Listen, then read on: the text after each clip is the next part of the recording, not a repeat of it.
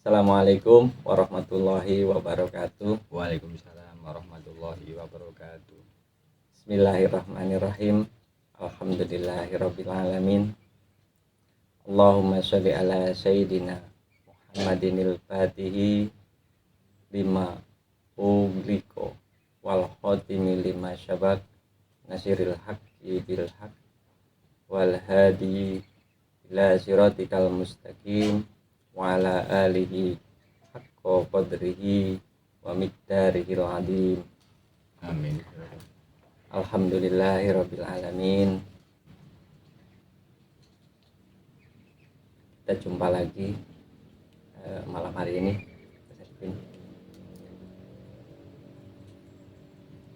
Teman-teman Maksatawa, terima kasih sudah menonton video kami. Untuk malam hari ini saya melanjutkan ngobrol-ngobrol kita, bincang-bincang kita. Oh iya, sampai lupa Mas. Gimana kabarnya? Alhamdulillah. Selalu sehat dan berbahagia, Mas. Berbahagia selalu ya. Ya mudah-mudahan untuk teman-teman kita juga masih dikasih kesehatan dan selalu berbahagia. Amin. Jadi untuk ngobrol-ngobrol hari ini saya ingin menanyakan tentang welas, Mas Arifin. Jadi arti welas itu seperti apa sih? Jadi kita kan dari awal kita sudah step by step dari masalah sabar, nerimo, terus ngalah, sekarang welas. Jadi menurut panjenengan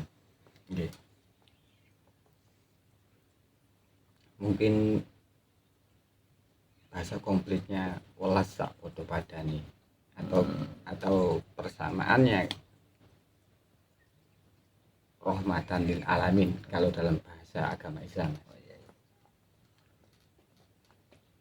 Jadi memang untuk mengarah welas sak podo padane atau rahmatan lil alamin, kita harus tertib, harus paham, sabar. Sudah kita bahas di video-video sebelumnya. Nerimo, mengalah baru menginjak, welas sak podo padane. Ya, nah di sini sebagai manusia itu kita sadar, sudah sampai kesadaran bahwa kita sebagai manusia itu adalah, kalau dalam ajaran agama Islam, adalah khalifah atau pemimpin. Kalau dalam ajaran Jawa namanya Mangkubuwono, Hamengkubuwono. Itu hanya perbedaan bahasa, tapi sebenarnya sama. Artinya sama. Hamengkubuwono kalau dalam budaya Jawa kita, Nusantara kita, kalau dalam bahasa agama Islam adalah khalifah di muka bumi. Itu sebenarnya sama saja. Cuma kadang-kadang bahasa yang seperti ini diperdebatkan. Soalnya kan yang sahih adalah rahmatan lil alamin atau bukan welas sak podo padane. Tapi kalau kita punya kesadaran atau pemahaman, sama sebenarnya. Sama. Jadi dalam artian welas sak podo padane niku Mas untuk seluruh Mas. Jadi bukan sekedar untuk sesama manusia aja. Nggih. Welas sak podo padane melampaui. Makanya ngalah biasanya spesifik kita kepada sesama manusia. Kita sudah bisa legowo, bisa mengalah karena kita adalah makhluk sosial. Tapi welas sak podo padane ini sudah meningkat, Mas. Dari kasih sayang kita bukan hanya kepada sesama manusia saja, tapi kepada tanaman, hewan, bahkan alam semesta ini. Itu yang namanya welas sak podo padane. Terus itu Mas, seperti ini ya, saya juga pernah kalau dalam apa ya namanya, kalau itu pernah mendengar lah kalau bahasa gampangnya ya, pernah satu kejadian Sunan Bonang itu kan jatuh. Nah itu nggak sengaja menjabut rumput. Nah niku menurut jenengan itu ke arah sana juga ya. Intinya dia sudah eh, sampai ke posisi welas itu mas. Bisa diartikan ke arah situ. Masa salah satu orang yang sudah mencapai kesadaran welas sak podo padanya. Biasanya seperti itu. Bukan berarti kita tidak boleh mencabut rumput, Mas. Iya, Bukan. iya. Tapi kita boleh mencabut rumput bila ada fungsinya. Maksudnya kita menyabit rumput untuk makanan ternak. Boleh. Untuk sapi kita atau kambing kita itu boleh, atau membersihkan rumput dari rumah kita agar bersih itu boleh. Cuman welas sak podo padane itu punya kesadaran, jangan sampai kita menyia-nyiakan kehidupan di muka bumi ini, biarpun itu sebuah rumput. Kalau sia-sia itu pasti menciderai yang namanya welas sak podo padane. Jadi ini untuk semua mas, semua yang ada di alam dunia ini ya. Nggih. Nah, leluhur kita, orang-orang Jawa di luar, di Nusantara ini, Indonesia pada umumnya sudah mencapai kesadaran welas sak podo padanya. Biarpun syariat agama Islam baru datang ke tanah air ini abad 12-13. Jadi sebelum Islam masuk ke Indonesia itu leluhur kita sudah mencapai kesadaran itu. Sudah mencapai kesadaran itu. Contohnya seperti apa mas? Contohnya seperti apa? Yang diwariskan lewat ajaran-ajaran, salah satunya adalah kapitayan. Kesadaran akan mencintai, bukan menuhankan tumbuhan loh mas, bukan menyembah hewan, tapi mencintai alam semesta ini sesuai dengan fungsinya. Kita tidak akan menebang tanaman atau tumbuhan dengan tanpa fungsi. Kita tidak akan membunuh binatang dengan tanpa fungsi. Sudah mencapai kesadaran itu, makanya sudah beradab istilahnya dengan tidak, makanya budaya leluhur kita menjunjung tinggi adab dan tata krama. Jadi tidak main tebang hutan. Jadi walaupun kita mau nebang apa itu, kita permisi dulu ya, karena kita punya kesadaran di atas sana. Welas asih. Itu yang harusnya bangga kita sebagai warga negara Indonesia umumnya, atau keturunan orang-orang Jawa. Jadi Jawa itu juga masih ada artinya, bukan Jawa suku mas. Oh bukan mas. Jadi bisa sampai menjelaskan juga. Oke. Yang dimaksud saya mengatakan warisan leluhur Jawa di sini bukan suku Jawa atau suku Sunda atau suku Madura, bukan. Jawa yang saya maksud sini adalah kesadaran tentang kemanusiaan. Jawa di sini adalah orang yang sudah kenal dirinya sendiri dan mengenal siapa yang menciptakan. Itu yang dimaksud dengan bahasanya Jawa, atau bahasa lainnya tercerahkan. Atau dalam bahasa lain, ketika Siddhartha Gautama dari India mengenal dirinya sendiri dan mengenal siapa yang menciptakan hidupnya dan dirinya, bahkan alam semesta ini, itu yang disebut dengan Buddha.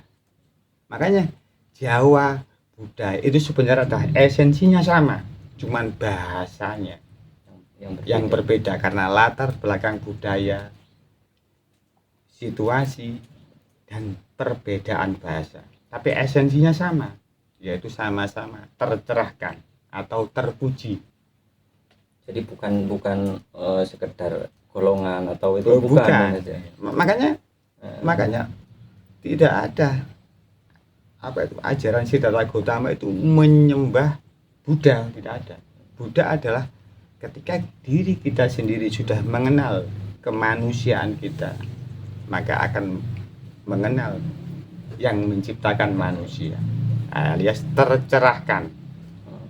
Orang-orang yang tercerahkan adalah yang itu disebut Buddha, atau dalam Nusantara kita, orang yang tercerahkan sebenarnya adalah Jawa namanya, bukan suku. Tapi di kemudian hari-hari ini Jawa mengalami kemunduran nilai atau makna dari yang sesungguhnya menjadi suku Jawa, suku Madura, suku Sunda.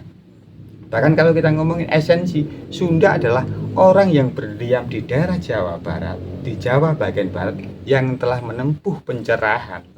Itu namanya Sunda juga sama. Tapi di kemudian hari mengalami penurunan makna. Sunda adalah suku. Tapi ya tidak masalah. Tidak masalah. Ya jadi kebudayaan juga lah ini. Cuman kan yang paling penting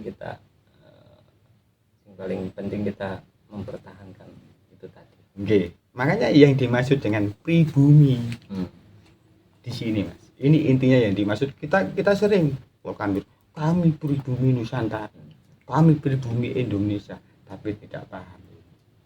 Yang dimaksud pribumi adalah kita mewarisi kesadaran yang diwariskan leluhur-leluhur kita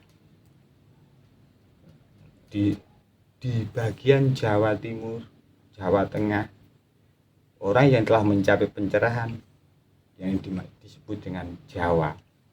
Di daerah Jawa Barat yang orang-orang yang telah menempuh pencerahan dinamakan Sunda.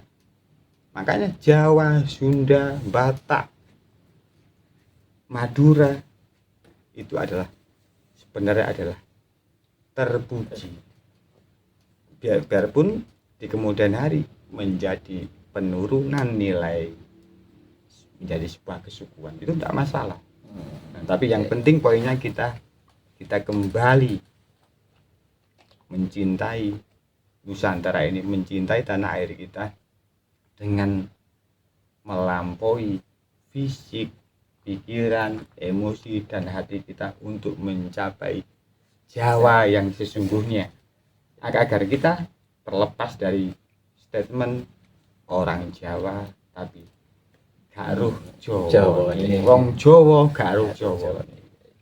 Kan itu penting, Mas. Iya, itu penting kita gali juga, Mas, masalah itu. Ini kan ada sangkut pautnya dengan welas asih itu tadi kan. Jadi kan bahwa kalau di agama Islam aja kan Nabi kita Kanjeng Nabi Muhammad itu kan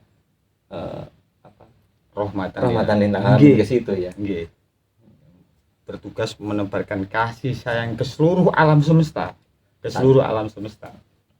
Tanpa ada yang mau. Kalau misalnya manusia yang mau ikut Rasulullah, yang nggak mau ya nggak apa-apa. Makanya tidak ada, khususnya dalam agama Islam, tidak ada paksaan dalam beragama, tidak ada paksaan harus ikut Rasulullah. Tapi kalau kita menyadari bahwa tugas kerasulan Rasulullah Muhammad Shallallahu Alaihi Wasallam adalah rahmatan lil alamin, sama dengan yang diwariskan leluhur kita, welas sak padha padani, pasti kita akan memilih keputusan yang tepat tanpa harus dipaksa. Yang penting kita mempunyai kesadaran itu. Jadi intinya untuk welas asih itu cinta semua makhluk yang ada di muka bumi ini kan gitu. Oke, cocok sekali. Perbincangan yang sangat asik lah. Cuman di sini disclaimer, Mas ya. Disclaimer apa yang saya kemukakan masalah Jawa, Sunda atau Buddha tadi itu adalah masalah kesadaran. Tadi pro kontra ya silahkan. Tapi kita kan membahas kesadaran yang sebenarnya itu di situ. Jadi yang kita obrolkan, yang kita bahas kan, kita membahaskan cinta kasih itu, Mas. Welas sak padha-padha nih. Jadi enggak membedakan siapapun kan gitu kan. Jadi inti dari perbincangan ini kan di situ kan. Jadi mudah-mudahan bermanfaat untuk intinya. Poinnya gini, Mas, kalau kita sudah mencapai pemahaman welas sak padha padane, kita sudah berhenti berdebat, berhenti mencari perbedaan, tapi bersama-sama mencari persamaan menuju kesadaran tentang ketuhanan. Ya, poinnya kan di situ lah intinya kan. Jadi monggo untuk kita berhenti berdebat kalau kita sudah memahami ini poinnya. Jadi teman-teman cukup sampai di sini dulu untuk ngobrol-ngobrol kita hari ini, karena sudah malam juga mas. Ya, sampai di sini dulu teman-teman Maksatawa. Saya akhiri. Assalamualaikum warahmatullahi wabarakatuh. Waalaikumsalam warahmatullahi wabarakatuh.